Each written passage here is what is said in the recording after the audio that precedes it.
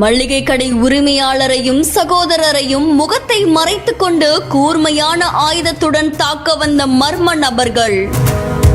தாக்குதலில் இருந்து காப்பாற்ற வந்த சகோதரரையும் கடுமையாக தாக்கிய மர்ம நபர்கள்.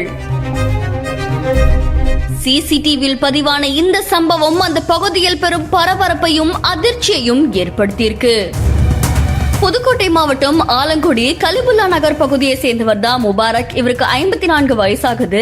இவர் அங்க மளிகை கடை நடத்திட்டு வராங்க அப்படின்னு சொல்லப்படுது. இவருடைய சகோதரரான முகமதும் அதே கடையில முபாரக்கு உதவியா மளிகை கடையில இருந்துட்டு வராங்க அப்படின்னு கூறப்படுது. இந்த நிலையில இரவு 11 மணி அளவுல இருசக்கர வாகனத்துல வந்த முகமூடி அணிஞ்ச 2 பேரு கடைக்கு வெளியில கடையை சுத்தம் செஞ்சிட்டு இருந்த முகமத கூர்மையான ஆயுதத்தால கடுமையா தாக்கியிருக்காங்க அப்படின்னு சொல்லப்படுது. இதை தொடர்ந்து சகோதரரை அந்த தாக்குதல்ல இருந்து காப்பாத்த வந்த முபாரக்கையும் அந்த மர்ம நபர்கள் கடுமையா தாக்குனதா கூறப்படுது. உடனே பக்கத்துல இருந்தவங்க திரண்டு வந்து அந்த இருசக்கர வாகனத்துல இருந்தவங்களை பிடிக்கிறதுக்குள்ள அவங்க தப்பிச்சு ஓடி இருக்காங்க. விட்டு காயமடைஞ்ச இந்த 2 பேரையும் ஆலங்குடி அரசு மருத்துவமனையில சிகிச்சைக்காக அனுமதிச்சிருக்காங்க.